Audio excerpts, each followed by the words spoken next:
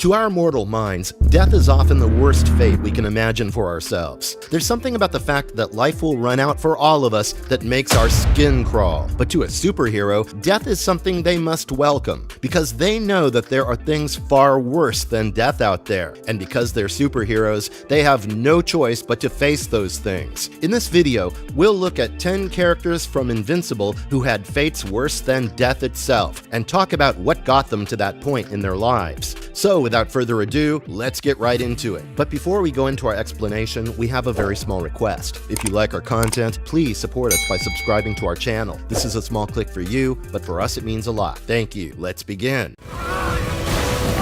This is all your fault! Powerplex. Powerplex has to be one of the craziest characters in the Invincible universe, and yet his character arc is also one of the most realistic. A man driven to villainy by vengeance, Scott Duvall decided to make Invincible pay for his crimes against humanity when his fight with Omni-Man got Scott's beloved sister and niece killed. He created a suit that can absorb and reflect all kinds of energy, and dubbed himself Powerplex. Powerplex debuted as a man intent on exposing Invincible as a villain, but in his quest for revenge, he ended up doing terrible things himself. After a couple of failed attempts, he finally managed to coax Invincible into a one-on-one fight, intending to end him the same way he ended his sister and niece. Mark's constant apologizing only made Scott mad, because this wasn't how he imagined things playing out. His hatred for Invincible was so strong that he couldn't put it aside when the guy was genuinely apologizing to him, and it made Scott do the worst thing he's ever done. Because a Viltrumite's punches are a lot stronger than those of any other species, his power suit absorbed way more energy than he expected it to, and when he used it, he accidentally killed his own wife and child, whom he had convinced to pose as hostages to lure Invincible out. From that day onward, Powerplex has held a bloody grudge against Invincible, which is depressing because he has no one but himself to blame for the latter set of deaths. We've already seen him crash out once in the series when Cecil allows Mark to help with the reconstruction, but that's not the end of it. Powerplex will be given another chance to do good in the world, and he'll blow it once again because he can't stop blaming Mark for his own sins. When they fight the next time, he will be forced to confront them, and frankly, we can't wait to hear how Aaron Paul portrays that mental breakdown. But we think Powerplex's show fate might differ from his comic fate. In the comics, he ended up becoming a part of the Actioneers and went on his second or third redemption arc,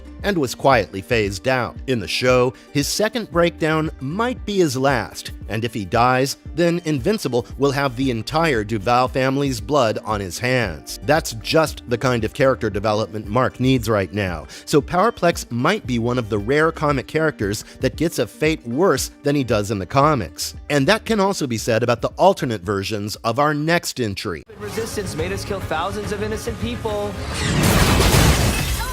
Paralyzed Adam Eve and Future Adam Eve. In the comics, we meet only one alternate version of Adam Eve, and her story is depressing as it is. When Mark gets stuck in Angstrom Levy's wasteland dimension, he's rescued by a future version of the Guardians of the Globe, which is composed of adult versions of his friends. Before he returns to his reality, Future Eve tells him to tell her present counterpart something because she herself could never move on from Mark. Her Mark had been stranded in this wasteland before Prime Mark, and by the time the Guardians saved him, he was too far gone. Seeing Adam Eve, one of the most badass characters in the series, practically begging for Mark to tell her he loves her or not just so she can move on, it's a bitter pill to swallow. It gets even worse when you realize that in several alternate realities, Mark has killed Eve himself. In the first episode of Season 2, we get introduced to Angstrom Levy and the reason he hates Invincible so much. It's a scene that's quite similar to issue 16 of the comics, where Angstrom is first introduced. There, he's part of a resistance that includes two other members, Robot and Immortal. The animated series amended this team to include other superheroes as well, especially a short-haired, heavily scarred version of Adam Eve. This reality's Mark had gone completely off the hook,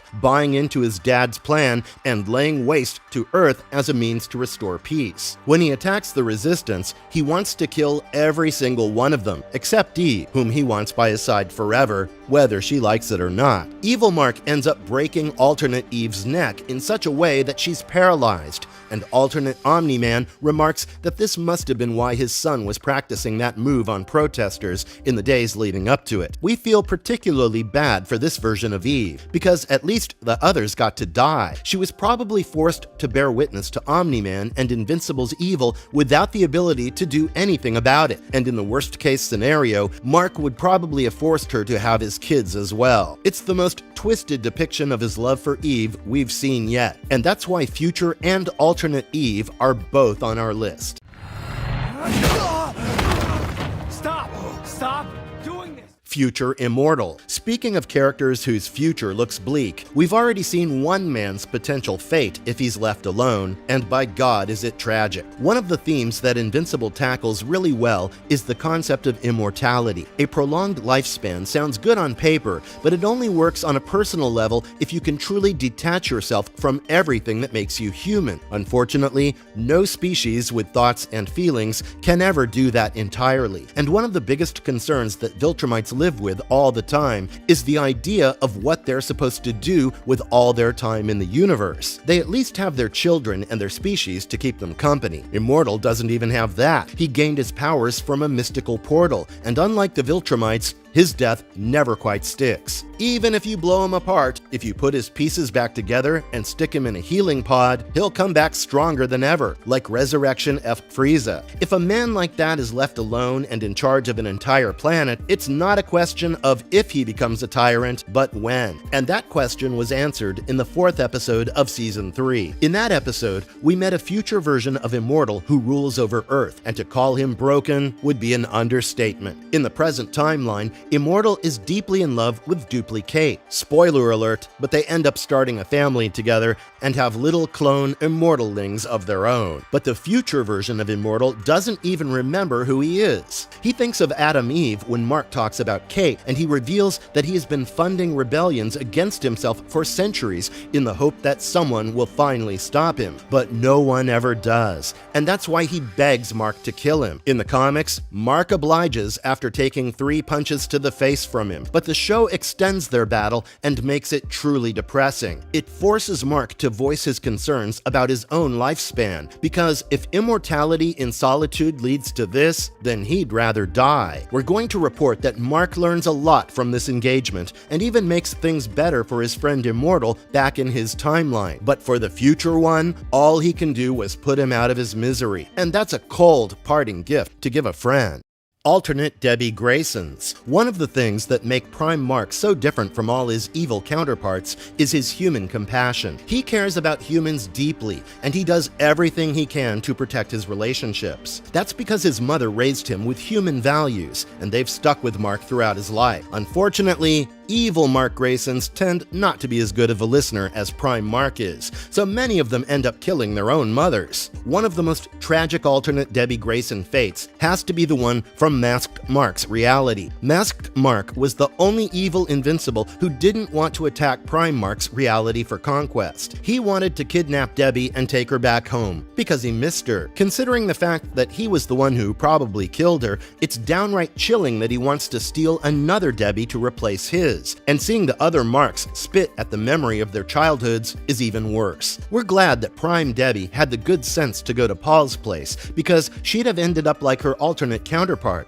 Blue Mark broke into his home during the Invincible War and tried to lure out Debbie. When he realized she wasn't home, he shrugged his shoulders at not getting round 2 of killing Mommy and then flew off. Being killed by an evil maniac is one thing, but being killed by an evil maniac who is also your son has to be a whole other level of tragic, which is why we feel sad for every alternate Debbie Grayson who wasted her breath on a lost cause. Because we know Debbie would have fought to keep her son good until the end, and then some.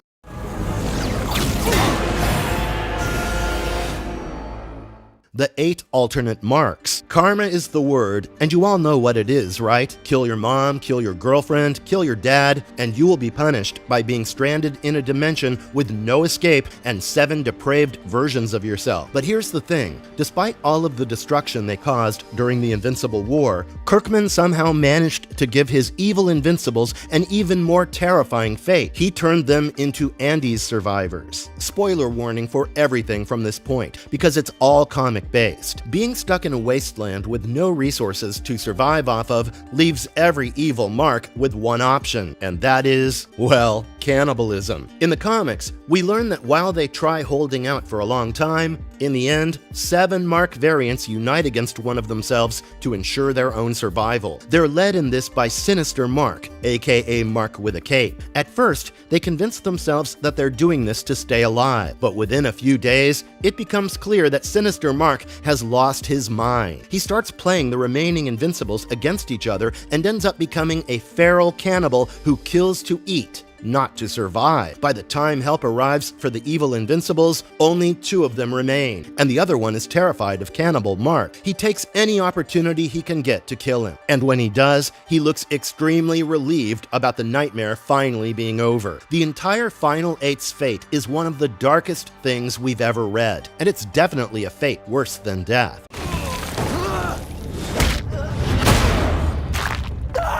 Darkwing. Being stuck in a dimension with no means to escape it is one thing. We might be horrified by what the evil Invincibles get up to, but we understand the fact that they had no other choice. Darkwing's fate is worse because he has the means to escape his prison, but he doesn't do it by choice. Because if he does, he'll be unleashing another evil variant of Mark upon the world, aka the one he flew into during the Invincible War. Darkwing's sacrifice is a massive redemptive act because he used to be a killer at one point, but his time in the Shadowverse must be the very definition of trial by fire, seeing as it's filled with creatures who want to kill and devour anything that enters it. Darkwing is more scared of them than he is of Invincible, and yet he decides to stay there with one till the end of time, if that's what it takes. Luckily, he does get to return to Earth in the final issue of Invincible, where another hero associated to the Shadowverse ends up spitting him out, but he's been there for so long that he can't even believe he's back on Earth. Darkwing's hair has broken through his mask and is protruding from it, and he has that crazy caveman beard thing going on. This is a man who is broken and needs a lot of rehabilitation and therapy before he can think about going back to being a superhero. And we have no idea what exactly happened to the Invincible he went into the Shadowverse with. We assume that Darkwing let go of him as soon as he got there, because that's the only way to see anything in that damn place. But he didn't come out immediately after, so that means evil Invincible also must not have let go of him while he was stuck there. Fighting Invincible for years while trying to survive the onslaught of unseen creatures akin to Lovecraftian gods, we understand why Darkwing emerges from his shadow prison broken, possibly beyond repair.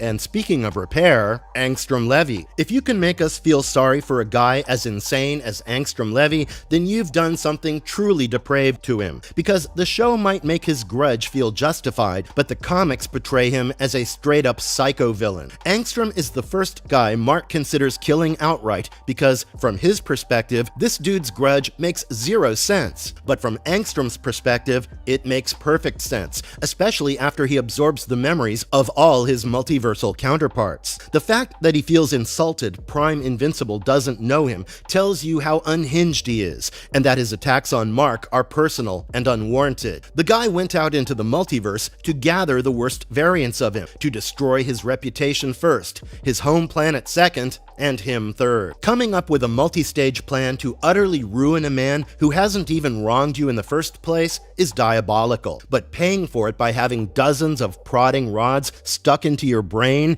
and being kept alive in extreme coma-inducing pain? We don't think that's something even Mark Prime wants for Angstrom. Sure, he wants to kill the guy, but he doesn't want to torture him to extract his abilities. That's something another version of him ends up doing in the comics, and it horrifies Prime Mark when he sees it. He came to that reality to kill Angstrom, but he sees firsthand that some fates can be worse than death, and it's made worse by the fact that shortly before this goes down, Angstrom had decided to change his ways. Levi is one character for whom redemption ends up being put out of his misery, because that's the best he can hope for. And though we don't wish this on anyone else, we can't say we feel too sorry for him either. Bulletproof. There's something about Invincible pulling off complex characters with effortless ease that makes it such a breath of fresh air. People in this universe don't give or get big speeches from glorious leaders that allow them to rally against evil. Oftentimes, there is no speech before a battle, and heroes make as many mistakes as humans do. Having flawed characters but still making them personable is one of Invincible's greatest strengths, which is why what happened to Bulletproof is beyond disheartening. No one is going to say that Zandale Randolph is their favorite Invincible character. He's a show-off, he's a playboy, he's unfaithful and overly intrusive, but at his core, he is a hero, and he fights the good fight. Zandale might cheat on Carla quite frequently, but he loves her deeply because she accepts him for who he is, even after all the things he's done. When we say that, we aren't talking about his infidelity, we're talking about how he became a superhero.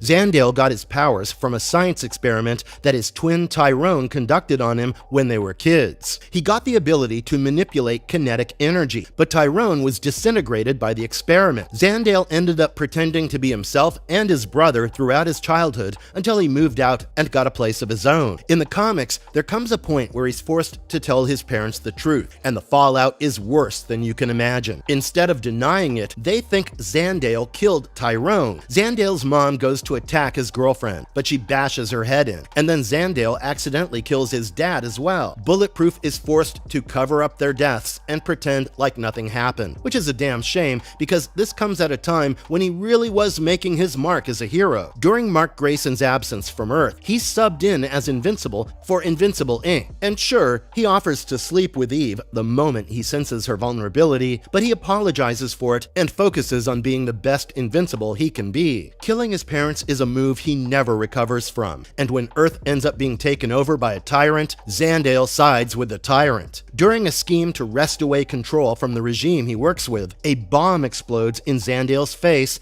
and he loses half of his flesh. But he never gets reconstructive surgery. He stays that way because to him, it's penance for his sins. And in the end, Zandale Randolph dies as the lackey of a brutal regime that oppressed humanity's freedoms, as opposed to the hero he was growing into.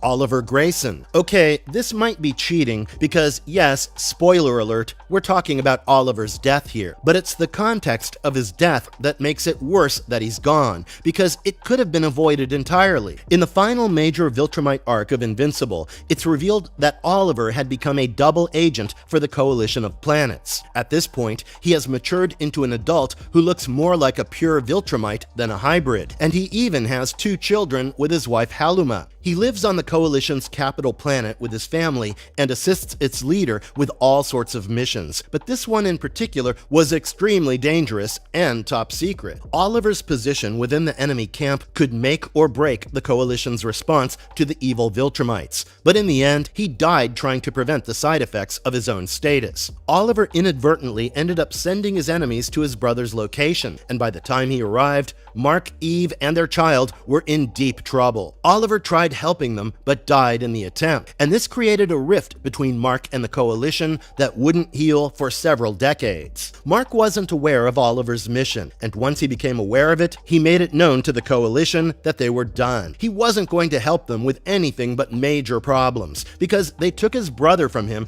after Mark specifically told them not to give him dangerous field missions. It ended in a conflict that involved multiple galaxies and nearly decimated Telescria, all because the Coalition leadership couldn't be patient. Oliver's death hit all of us hard, but the next guy's death had us hooting and hollering, and his ultimate fate is as fitting as they come, despite being tragic as hell. Robot. Right now, Robot is one of the fan favorites, and we honestly understand why that's the case. Rudy's life story is genuinely inspirational, and so is his genius. He's worked out things that most scientists can't even think about, and he's by far the smartest superhero in Invincible. But intellect and intelligence aren't substitutes for morality, and that's a truth Kirkman shoves down our throats with Robot's character arc. At one point in Season 4, the Flaxons will attack Earth once once again, and Robot and Monster Girl will end up going to their dimension to end things once and for all. Over the course of 700 years, they transform Flaxen society, but Robot ends up becoming a tyrannical dictator. He decides to leave his seat of power and go back to Earth when he learns Amanda has betrayed him and his love by joining the rebels and siring a child with one of them. So he orders his Flaxens to exterminate the pregnant one and her entire family. After coming back to Earth, Robot tries adjusting to his normal life, but he never does. He ends up isolating himself on an artificial moon, which he uses as a base to plot world domination. And one fine day, he decides to run Earth like he ran the Flaxen dimension. Robot kills several of his oldest friends and enemies to take control of Earth, and ends up becoming a man worse than Lex Luthor, in our opinion. His ending is worse than death because of what he ends up becoming, but we don't know if we can say it isn't deserved. Mark is one of the first heroes to speak out against Robot's enforced peace, and he becomes the catalyst for Earth fighting back against their mechanical ruler. In the end, he kills Robot, but preserves his brain in a canister that prevents him from operating any kind of machinery ever again. He gives BrainBot to Immortal to solve the problem he saw with future Immortal. It's true that becoming an undying body can give you many benefits, like putting you in the position to reshape society without the loss of your personal values, but to stay sane, you need company. With BrainBot, Immortal has the best advisor in the universe, minus his power to take over the universe. Robot's final piece of dialogue has him asking Monster Girl for a conversation, but she shuts him down and shuns him because this is what he wanted all along. Rudy wanted to change the world, and now he can, but the price is isolation from everyone and everything else, and the inability to cause any actual change, which is the worst kind of punishment for a guy like him. Oh good, you came to me. I killed you! Marvelous verdict. Having said that, let us know who you think didn't deserve their fate from this list, because that's all we've got for you guys today. Let us know your thoughts in the comments. Don't forget to like, share, and subscribe, and we'll see you guys in the next one.